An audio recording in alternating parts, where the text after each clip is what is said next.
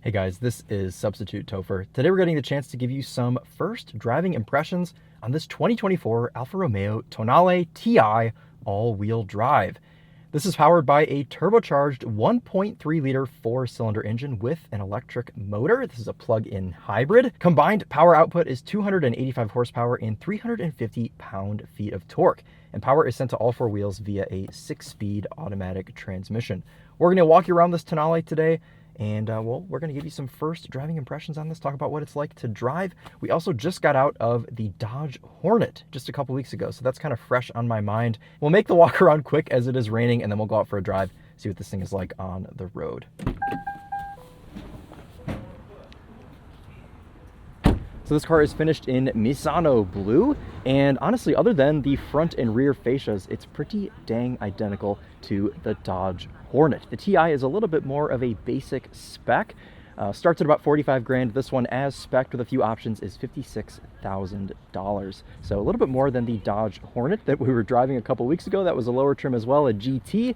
But all Tonales are plug-in hybrids. All Hornets are not. You can have a Hornet that's a plug-in hybrid, but if you want a Tonale, you got to go with the PHEV.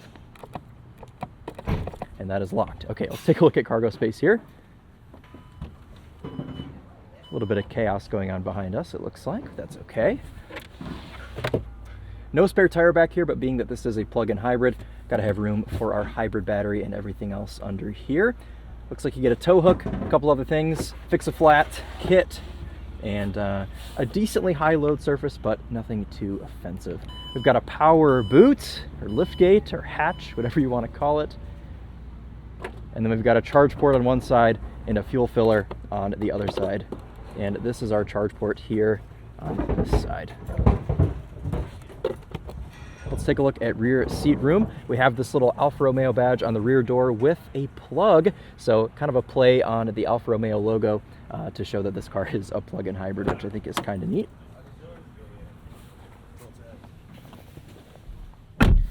Hopping into the back seat here of the Tonale, room is adequate. Nothing really crazy, and you do lose a little bit of room here with the sunroof. My head is kind of, well, I guess it's just because I have a POV hat on. I guess you have a decent amount of headroom back here. Just a black interior on this car, no real contrast colors or anything, but we do have a little bit of a mixture of materials here on the door. We have this textured plastic as well as some leather down here where you would rest your elbow. We've got a center armrest with 2 cup holders and a spot to put your phone there in the middle. We've got some vents, no rear seat climate control menu, but you do get a USB-A and a USB-C charging port. Seat back pockets, but not a ton going on back here, but not really that I would expect it to for a car in this class. Though keep in mind, this is a $56,000 small SUV. Alfa Romeo says it'll do about 32 miles of electric-only driving, and this one's got about 26 left. So we'll do some EV driving, and then we'll see what this thing can do power-wise. Let's, before we hop up front, pop the hood and see what we got. See what our 1.3 liter looks like. What a small engine, but with the assist, of course, from the electric motor. And there it is, just a little guy. And it's cold, so it's idling a little bit high. There we go, there's our 1.3 liter. Let's hop in, do a quick tour of the inside, and then we'll hit the road. For tires, we have some Falcon all-season tires, Zyx CT60 all-season. Got some red brake calipers, and of course we have these 5-hole Alfa wheels. And we have a ton of noise behind us, so let's get in the car and get away from that.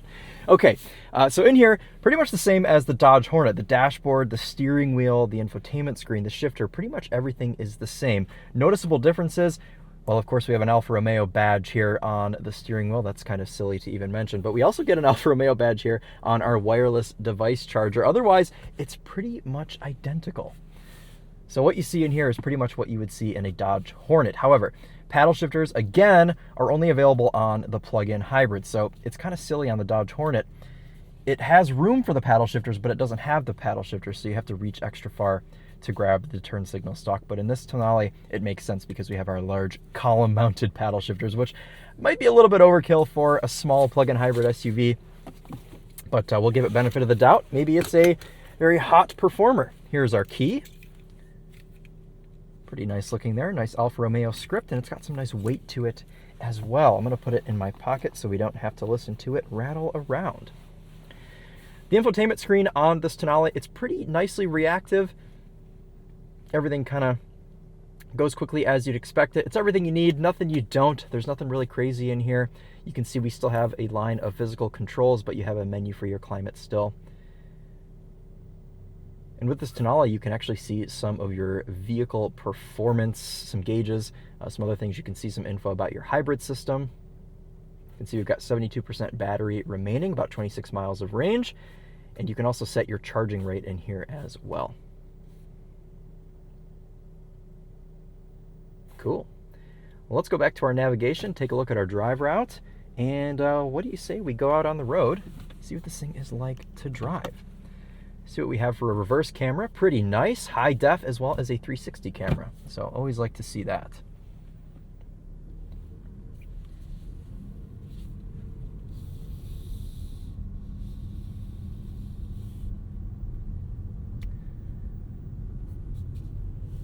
Smooth inputs at low speeds. We've got the throttle response dialed in nicely, or the throttle tuning, I should say. See if this gate's gonna let us out. It is. All right. Now, our turn signals don't click into place. That is, of course, an Alfa Romeo thing, and I'm not the biggest fan of that, but that is what we have still here on the Tonale.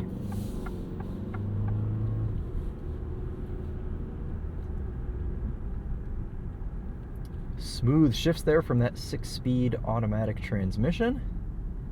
I'm not mad at 6 speeds. You know, I'm sure there's a lot of people that are thinking, oh, well, why doesn't it have an 8-speed or a 10-speed like everything else new? Having more gears is not always a good thing. If you can get a 6-speed nice and dialed in and smooth and reactive, it's really all you need. I don't really see the need for 10 gears unless you're in a super high performance car that's built for drag racing and you need to have all the gears close. But anyways, ride quality seems to be pretty decent as well. We'll get a better feel for that as we get further onto the road here. And we are in electric mode.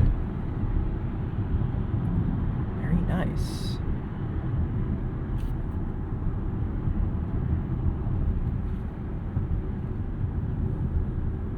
Let's see this brake pedal feel. Pretty good. You know, hybrids and plug-in hybrids over the years, they've gotten so much better with their brake pedal feels. It used to be kind of an on-off switch. This feels good here in the Tonale. See how quickly we can switch over to ICE mode if we need to. Pretty quickly there, jumps to 4,000 RPM. Okay, good stuff. All right, let's put this Tonale into dynamic mode and see how it gets off the line.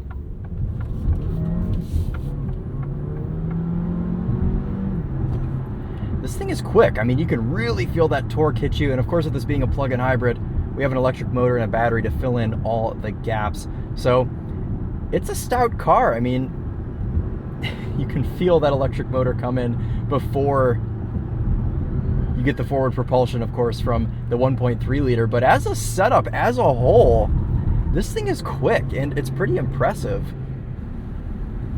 And man, it's quiet. Even here in dynamic mode, we're running on ICE power only.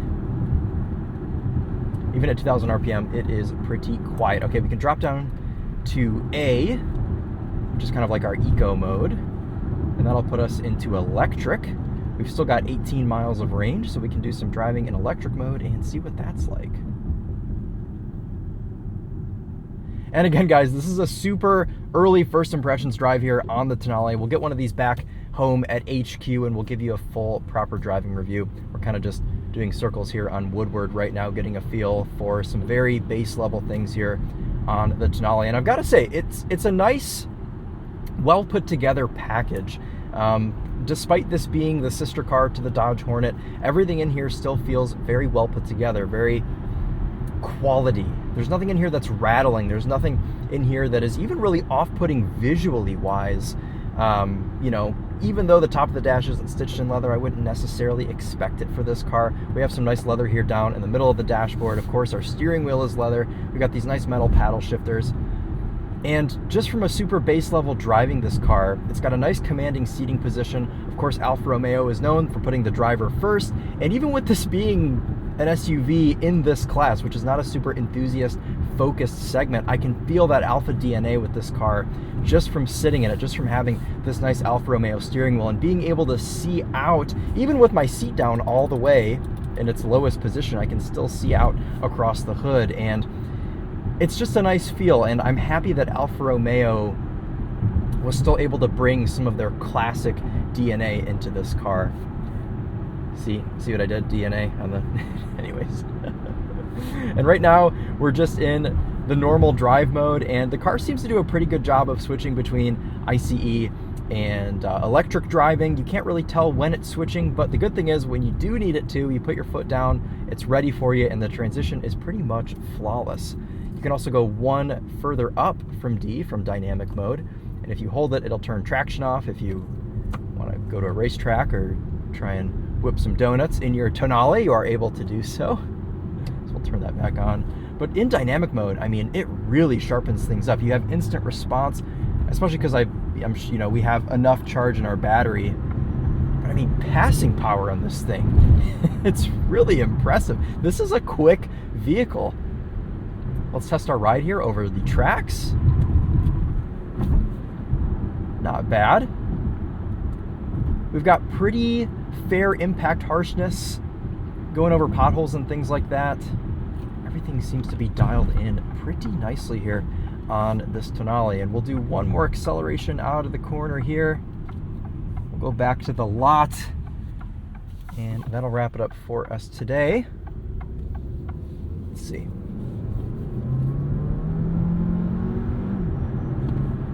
Decently long gears, which makes sense because we have a 6-speed in this car.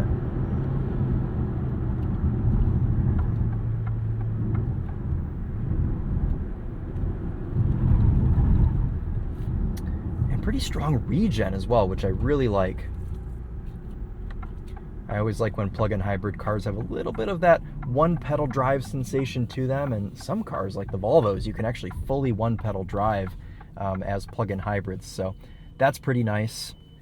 It's cool to see Alfa Romeo, Stellantis, Dodge come out of the gate here with a plug-in hybrid, and as long as this thing can hold up longevity-wise, I don't see why this wouldn't be a pretty good choice for this segment. Of course, you could opt for the Dodge Hornet. I think Dodge is going to be doing some cool things as well with like a GLH trim to kind of pay tribute to the Charger and the Omni that Shelby had his hands on back in the 80s. So, you know, you got to just kind of work with what you have here in this segment, and it's nice to see some of these brands making some cars that have a little bit of performance and enthusiast DNA in them, and I think the Tonale kind of stands up to that. And again, we'll get a better taste for this car once we have it back at home, but I just wanted to take you guys around the block real quick in this thing and show you what it's like to drive from my perspective. But with that, that'll wrap it up for us today. Thank you all so much for watching, and we'll see you in the next one. Take care.